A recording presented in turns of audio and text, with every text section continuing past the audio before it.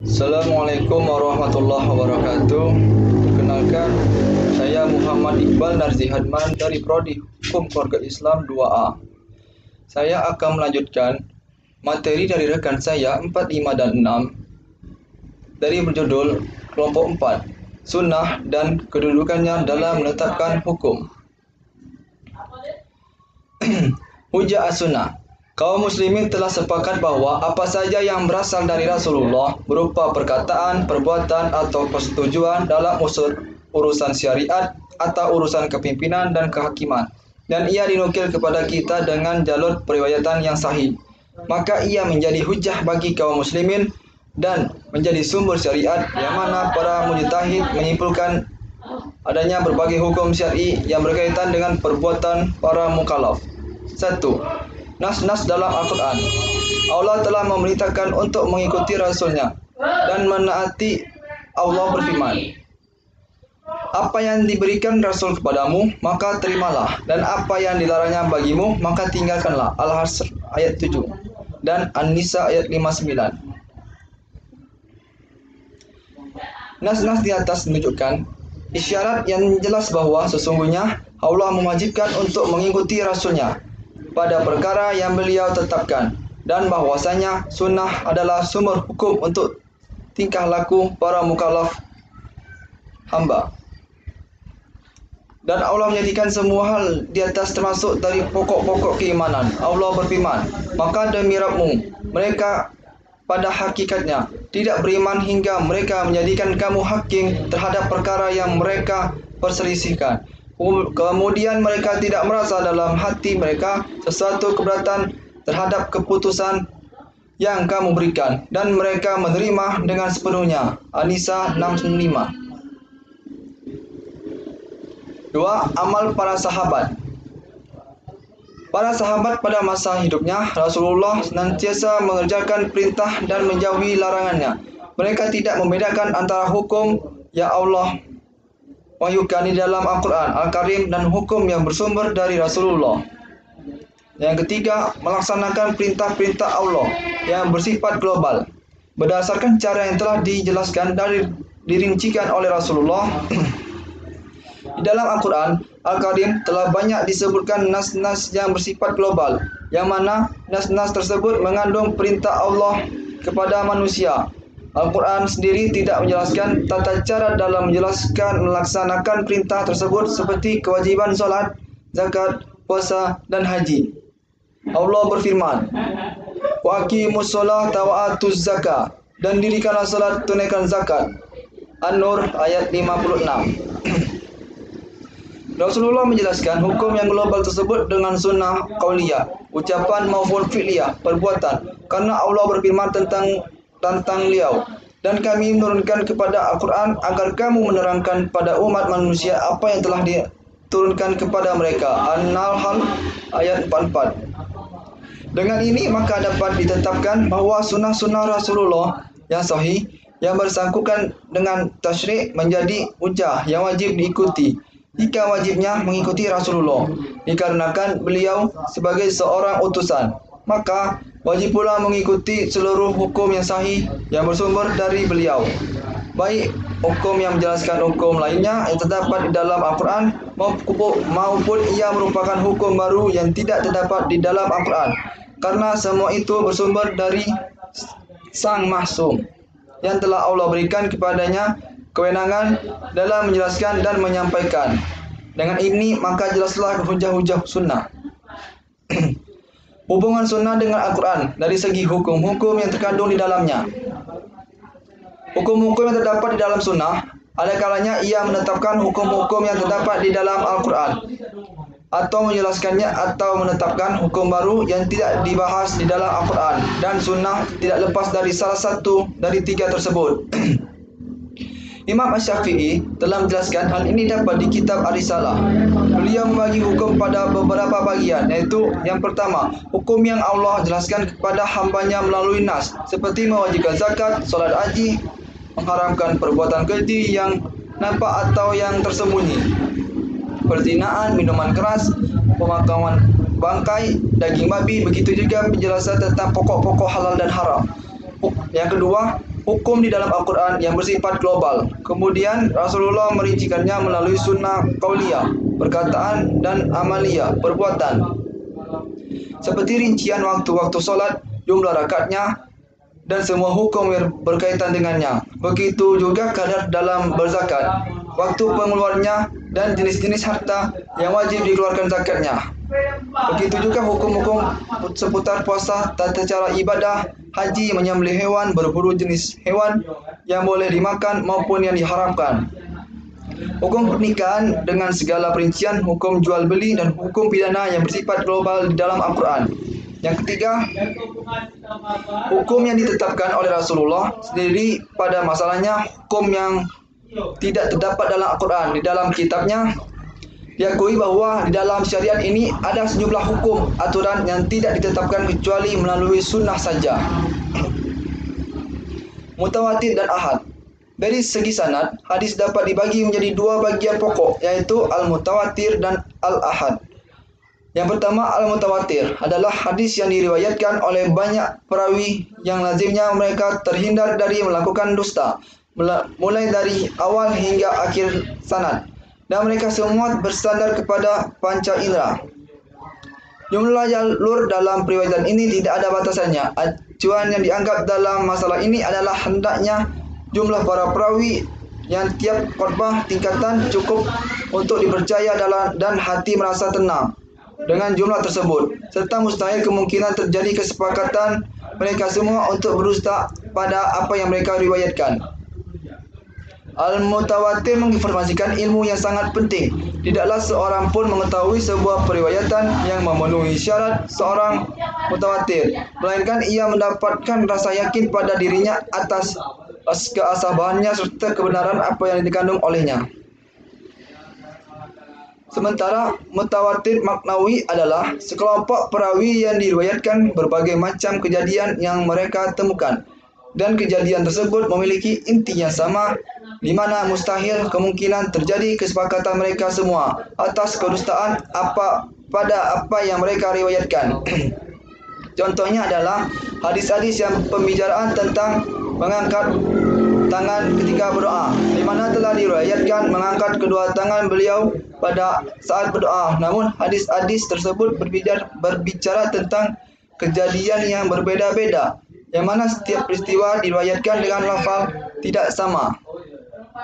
Di mana hadis-hadis yang mutawatir adalah hadis yang tentang haud, membasuh di atas kedua sandal saat berwudu, mengangkat kedua tangan dalam solat, hadis-hadis tentang diturunkannya Al-Quran dengan 7 huruf, hadis dan hadis-hadis lainnya. Yang kedua, ahad. Ahad adalah hadis yang tidak memenuhi syarat hadis mutawatir, dan ia dikategorikan menjadi masyhur, aziz, dan gharib. Masyhur pengertiannya menurut para ahli hadis adalah hadis yang memiliki jalur lebih dari 2 dan tidak mencapai jalur yang dimiliki oleh mutawatir. Para ahli fikih menamakannya dengan al-mustafid karena ketenarannya ia diambil dari istilah air meluap. Kadang-kala istilah air masyhur diwujudkan untuk hadis yang tenar di antara lisan manusia. Baik di ketenarannya di antara para ahli fikih, hadis tersebut hanya diriwayatkan oleh satu perawi saja, atau bahwa hadis tidak menunjukkan kesahihan hadis tersebut. Sementara kalangan Hanafiyah mengusulkan istilah al-masyhur untuk hadis yang aslinya ahad tapi ia mutawatir, dan pada kurun kedua hadis ini sebagai hadis mutawatir dan ahad. Contoh hadis yang masyhur di kalangan ahli hadis adalah hadis riwayat Anas bahwasanya Rasulullah melakukan kunut selama satu masyarakat. Secara umum adalah hadis yang berbunyi, ya, yang disebut sebagai orang Islam adalah orang Islam lainnya merasa selamat dari gangguan lisan dan tangannya.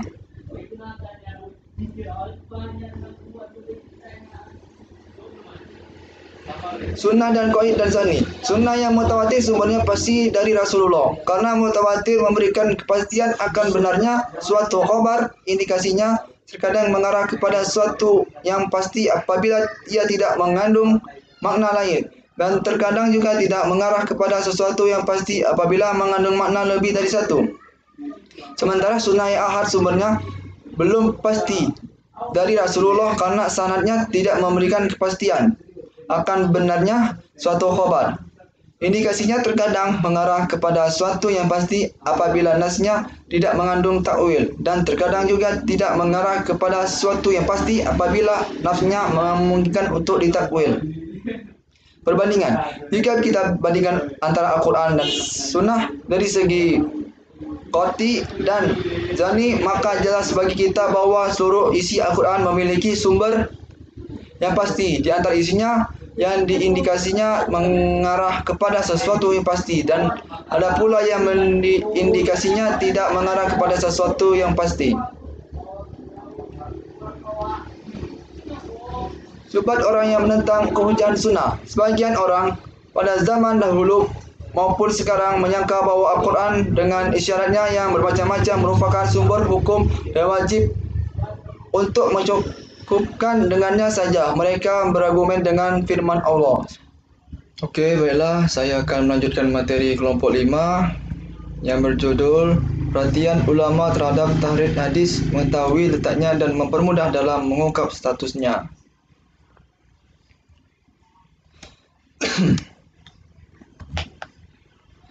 Hadis-hadis masyhur atau madu palsu yang menyebar di lisan masyarakat. Banyak dari kalangan ulama di berbagai masa yang memberikan perhatian terhadap hadis-hadis yang sering diucapkan orang. Mereka menjelaskan derajatnya dan mengategorikan yang dhaif, palsu, atau bahkan yang tidak memiliki sumber sama sekali walaupun tersebar di lisan-lisan masyarakat. Para ulama juga memberikan perhatian terhadap kitab-kitab musalah hadis dan kitab-kitab rijal, para perawi hadis, jarh dan ta'dil, yang disertai dengan standar-standar yang menentukan kesahihan sanad maupun matan. Mereka berbicara mengenai syarat-syarat diterimanya seseorang perawi dari sisi adalah dan ketelitian, serta berbicara mengenai jarh dan ta'dil. Lafal-lafal digunakan pada keduanya dan tingkatan-tingkatannya. Awal pembukuan sunnah pada zaman Rasulullah. Sebagaimana diketahui bahwa orang-orang Arab sebelum datangnya Islam tidak mengenal menulis dan membaca. Namun Makkah yang merupakan pusat perdagangan menjadi saksi atas keberadaan sebagian orang yang bisa menulis dan membaca pada saat sebelum diutusnya Nabi SAW. Meskipun sebagian sejarah mencatat bahwa jumlah mereka hanyalah belasan orang. Sebagaimana di Madinah juga terdapat segelintir orang yang bisa menulis dan membaca. Inilah maksud dari istilah yang sering diungkap dalam menyikati orang Arab bahwa mereka adalah kaum ummi. Pada saat Rasulullah masih hidup, para penulis wahyu yang berjumlah sekitar 40 orang, mayoritas mereka adalah penduduk asli Mekah. Sebagaimana telah disebutkan nama-nama mereka oleh pengarang kitab At-Tarikh Al-Idariyah, bahkan Imam Al-Bazuri di dalam karangannya yang berjudul Futuh Al-Buldan, yang menyebutkan ada beberapa wanita yang pandai menulis. Di antara mereka adalah Ummul Mukminin Hafsah, Ummul Kulsum bin Uqbah. Begitu juga dengan hadis Sahih Ali, hadis yang terdapat dalam kitab Amr bin Hamz yang mencakup kewajiban-kewajiban, sunnah-sunnah dan tebusan. Juga hadis yang terdapat dalam kitab As-Sadaqah wa Nusuk yang dibawa oleh Anas ke Bahrain saat dia utus oleh Abu Bakar. Hadis Abu Hurairah yang berbunyi bahwa Abdullah bin Amr bin As dahulu menulis hadis sedangkan aku tidak menulisnya, dan contoh-contoh hadis lainnya. Ada juga yang berpendapat bahwa Nabi melarang untuk menulis hadis beserta Al-Quran dalam satu halaman agar keduanya tidak bercampur sehingga memunculkan kesamaran bagi pembaca di saat membacanya. Di saat wahyu mulai banyak yang turun dan dilafalkan oleh banyak sahabat, dan di saat tidak ada rasa kekhawatiran mencampurnya hadis dengan Al-Quran, maka Rasulullah memberikan izin khusus kepada sebagian sahabat untuk menulis hadis agar tulisan tersebut dapat membantu mereka untuk menambah kekuatan hafalan jika mereka khawatir akan lupa. Sementara hafalan mereka belum tentu melekat kuat di otak mereka. Abdullah bin Amru menganggap agung sahifiyah tersebut sehingga ia berkata, "Aku tidak suka untuk hidup kecuali karena dua hal, yaitu sodikoh dan wad adalah lembaran-lembaran yang ditulis padanya hadis-hadis dari Rasulullah. Sementara wad adalah tanah yang disedekahkan oleh Amr bin As yang mana dahulu ia mengurus tanah tersebut."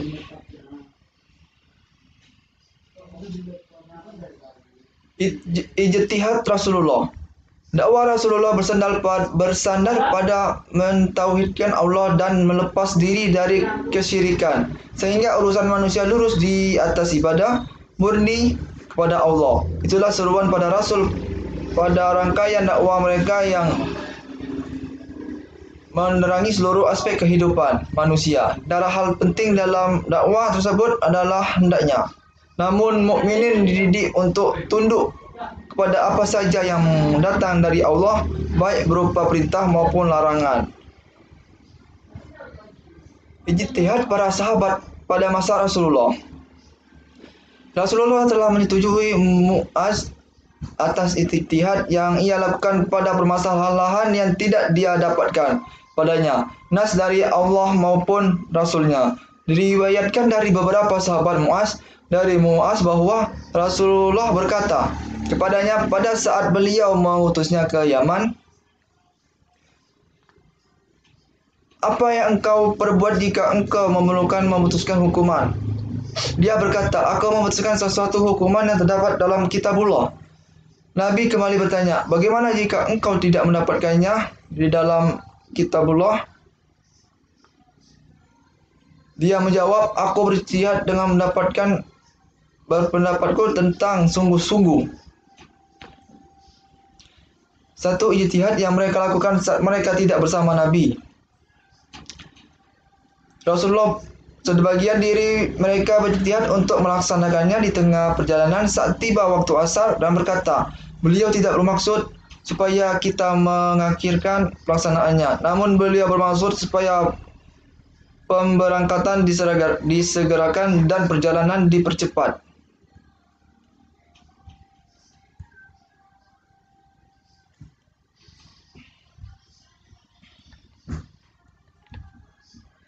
B. Ketika Ali berada di Yaman, datang kepadanya 3 orang yang saling memperebutkan seorang anak. Masing-masing dari mereka mengatakan, "Dia adalah anakku." Lalu Ali bertanya kepada mereka satu persatu, "Apakah engkau rela jika anak ini menjadi milik orang ini?" Tapi mereka semua tidak merelakannya. C. Riwayat tentang perangkap hingga yang dikenal adalah riwayat dari Ali. D. Ada 2 sahabat Nabi yang melakukan safar dan waktu sholat pun tiba di pertengahan safar. Namun mereka tidak memiliki air untuk berwudu. Akhirnya mereka melakukan tayamum.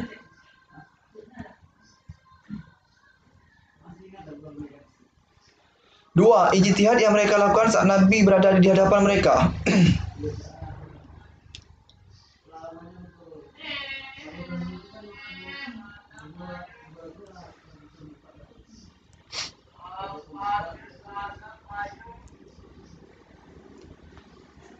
Ada beberapa peristiwa yang mana para sahabat berijtihad pada saat Nabi hadir di hadapan mereka. Di antaranya adalah sebagian berikut. A.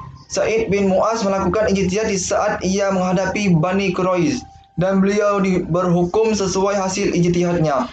Padahal Nabi berada di hadapannya dan Nabi membenarkan hasil ijtihadnya. B. Imam Ahmad meriwayatkan dari Abdullah bin Amr bin As. Ia berkata, telah datang kepada Rasulullah 2 orang yang saling bermusuhan untuk mencari keputusan hukum. Lalu beliau berkata kepada Amru, "Selesaikanlah permasalahan mereka berdua, wahai Amru." C. Dalam hadis Ummu Atiyah yang diriwayatkan oleh beberapa perawi, ia berkata, ketika putri Rasulullah wafat, beliau masuk ke tempat kami. Lalu beliau bersabda, "Mandikanlah ia sebanyak 3 kali atau 5 kali atau bahkan lebih jika kalian merasa memerlukannya." D. Al-Bukhari dan Muslim meriwayatkan dari Qatadah ia berkata, kami keluar bersama Nabi pada perang Hunain. Tatkala kami berhadapan dengan musuh, sebagian dari kaum muslimin mundur. Kemudian aku melihat seorang laki-laki musyrik menguasai seseorang muslim. Aku langsung berbalik sehingga aku dapat mendatanginya dari arah belakang. Kemudian aku penggal batang lehernya. Ciri-ciri tasyirik dalam Al-Quran dan Sunnah.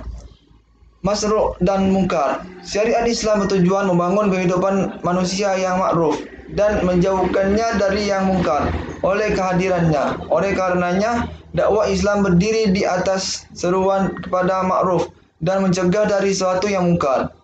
Ma'ruf adalah kebenaran yang sesuatu dengan fitrah di mana Allah ciptakan manusia di atasnya dan kebaikannya diakui di dalam Islam.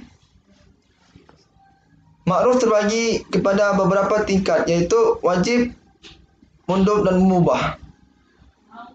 Ma'ruf wajib yaitu perkara dari datang dalam bentuk keharusan untuk dilaksanakan karena ia memiliki peran penting dalam memperbaiki kehidupan pribadi dalam masyarakat.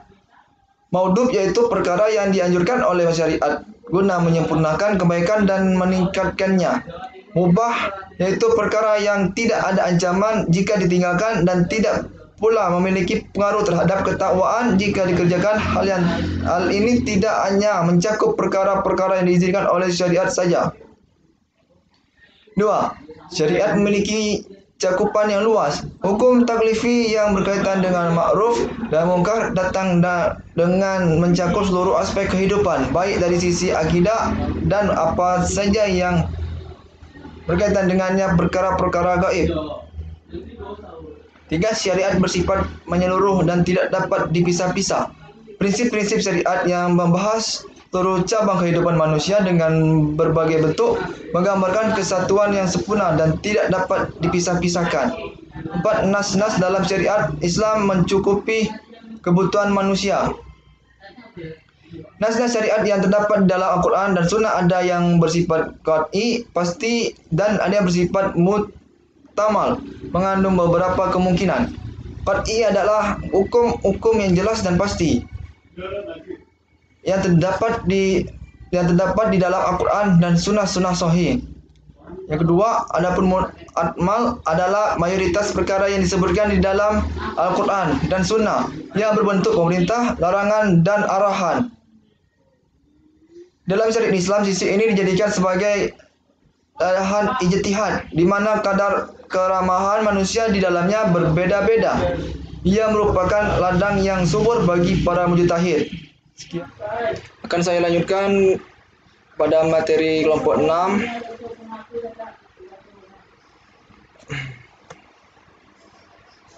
Ciri-ciri khas penetapan hukum dalam Al-Quran dan Sunnah. Pertama, urusan ibadah. Nas-nas terdapat dalam Al-Quran dan Sunnah menunjukkan bahwa penetapan syariat salat adalah pada awal diutusnya Nabi sebagai Rasul, sebagaimana yang tersirat dalam Al-Quran Al-Muzammil termasuk surat yang pertama kali diturunkan. Hai orang-orang beriman, hai orang yang berselimut, Muhammad, bangunlah untuk salat di malam hari, kecuali sedikit daripadanya, yaitu seperduanya, atau kurangilah dari seperdua itu sedikit. Maka dari itu, sebagian ulama berpendapat bahwa hukum salat satu malam penuh pada awal mulanya adalah wajib, kemudian turun keringanan setelah 16 bulan, sebagaimana yang tergandung pada bagian akhir salat tersebut dengan mewajibkan salat pada sebagian malam saja. Para ulama telah bersepakat bahwa kewajiban salat 5 waktu diturunkan pada malam Isra dan Mi'raj yang terjadi pada 1 tahun sebelum peristiwa hijrah. Awal kewajibannya adalah 50 waktu, tetapi kemudian diringankan hingga menjadi 5 waktu, sebagaimana yang telah diriwayatkan pada hadis tentang Isra dan Mi'raj. 2. Adapun waktu pelaksanaan salat 5 waktu telah disebutkan secara global di dalam firman Allah. 3. Dalam dasar penetapan syariat bersuci adalah di Mekah, sebagaimana firman Allah di dalam surat Al-Mudaththir. Ia merupakan surat yang pertama kali diturunkan setelah surat Al-Alaq ayat 1 sampai 5. 4. 4. Salat Jumat diwajibkan sebelum hijrah, yaitu setelah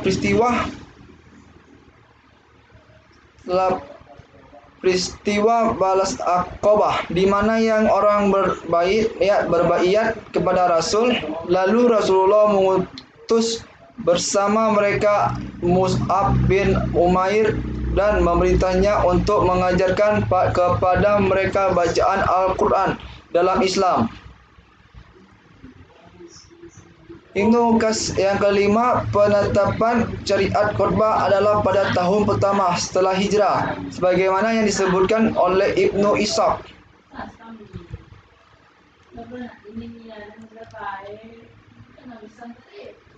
Yang keenam,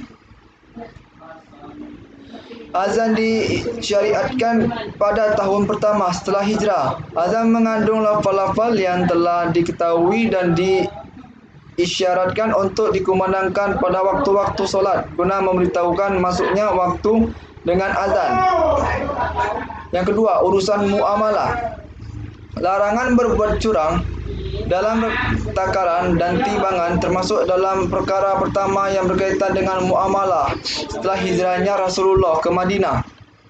An-Nasa dan Ibnu Majah meriwayatkan dari jalur Ali bin Usain bin Waqi sejarah mustaqil dari Ibnu Abbas. Ia berkata, ketika Nabi tiba di Madinah, penduduk Madinah merupakan orang yang paling buruk dalam takar menakar. Allah menurunkan firman-Nya, celakalah, besarlah bagi orang-orang yang curang.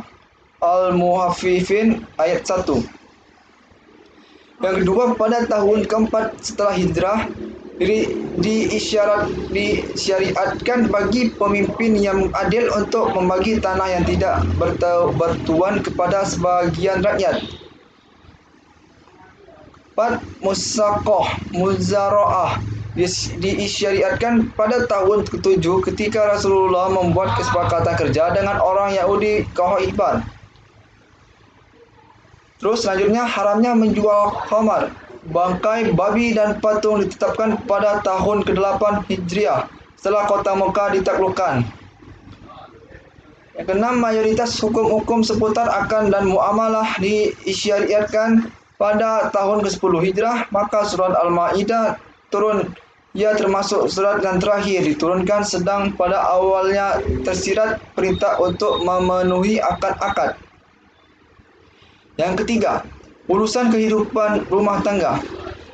Yang pertama, Al-Quran yang diturunkan di Mekah membawa misi untuk menjaga kemaluan.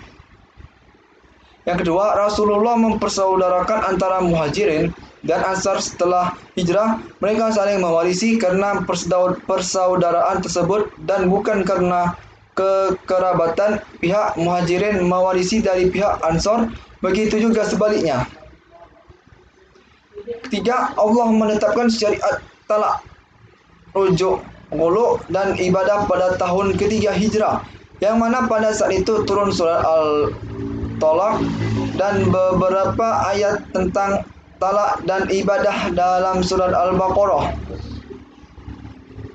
Yang keempat, syariat tentang meminta izin dan hijab pertama kali ditetapkan pada istri Rasulullah dalam surat Al-Ahzab, dan ia termasuk syariat yang diturunkan sesuai dengan usulan Umar bin Khattab, sebagaimana disebutkan di dalam As-Sahihain. Diriwayatkan dari Umar, ia berkata, pendapatku pernah disetujui oleh Allah dalam 3 perkara. Aku pernah berkata, wahai Rasulullah, alangkah baiknya seandainya engkau menjadikan makam Ibrahim sebagai tempat solat. Maka Allah menurunkan ayat, dan menjadikanlah sebagian makam Ibrahim tempat solat. Wahai Rasulullah, sesungguhnya orang yang datang kepada istri-istrimu, ada yang baik, ada yang jahat. Seandainya engkau memerintahkan istri-istrimu agar memakai hijab.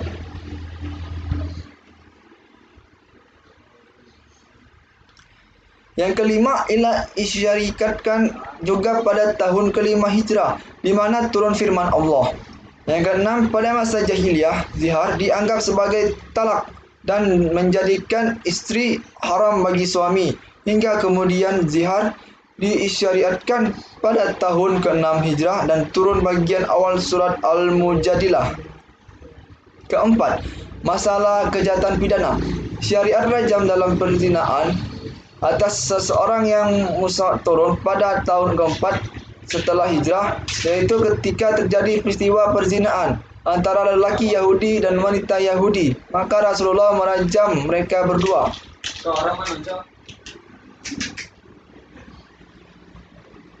Apalagi beliau diperintahkan untuk menerapkan hukum di antara mereka dengan hukum yang Allah turunkan, serta melarangnya dari mengikuti keinginan-keinginan mereka, sebagaimana Al-Quran telah membicarakannya secara gampang. Mereka telah datang kepada beliau dan bertanya kepada beliau mengenai hukum tersebut. Dikatakan pula bahwa ayat dalam surah An-Nur bersangkutan dengan laki-laki dan wanita yang belum menikah, sedangkan ayat ini bersangkutan dengan laki-laki dan wanita yang sesudah menikah. Allah berfirman dalam surat An-Nur, perempuan yang berzina dan laki-laki yang berzina, maka deralah tiap-tiap seorang dari keduanya 100 kali dera. An-Nur ayat 2. Terus yang kedua, pada tahun keempat juga disyariatkan hukuman atas qadzaf pada bagian akhir hadis ifki, dan padanya turun firman Allah, dan orang yang menuduh wanita-wanita yang baik-baik berbuat zina dan mereka tidak mendatangkan 4 orang saksi, maka deralah mereka yang menuduh itu 80 kali deraan. Dan janganlah kamu terima kesaksian mereka buat selama-selamanya. Dan mereka itulah orang-orang yang fasik, kecuali orang-orang yang bertobat sesudah itu dan memperbaiki dirinya. Maka sesungguhnya Allah Maha Pengampun lagi Maha Penyayang. An-Nur ayat 4-5. Yang ketiga, pengharaman arak ditetapkan secara berangsur-angsur hingga pada akhirnya haramannya ditetapkan secara total. Yang keempat, hukuman bagi perampok tetaplah ditetapkan pada tahun ke-6 atau ke-7 Hijriah. 5. Penetapan syariat kisos atas jiwa dan anggota badan adalah pada tahun ke-8 Hijriah.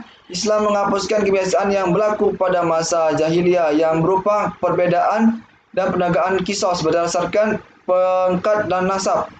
Dan Allah memerintahkan keadilan dan kesetaraan. Yang kelima, urusan jihad dan gerilya hubungan antara negara. 1.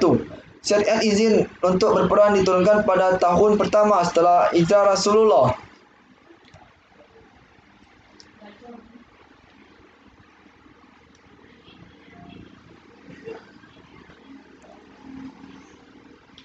Perang Badar terjadi pada tahun kedua Hijriah dan pada saat itu turun surat Al-Anfal.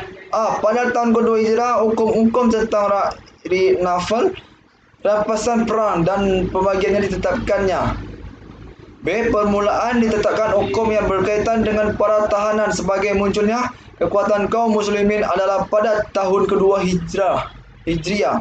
Begitu juga di Badar, yaitu ketika Rasulullah mengajak musyawarah pada sahabatnya mengenai para tawanan perang Badar. C. Allah mewajibkan bagi seluruh kaum muslimin agar tidak lari jika satu orang dari mereka menghadapi 10 orang dari musuh. Sekian, terima kasih. Wassalamualaikum warahmatullahi wabarakatuh. Jika ada kekurangan atau pemahaman dari saya mohon maaf. Kepada Allah saya mohon ampun. Wabillahi taufiq wal hidayah. Wassalamualaikum warahmatullahi wabarakatuh.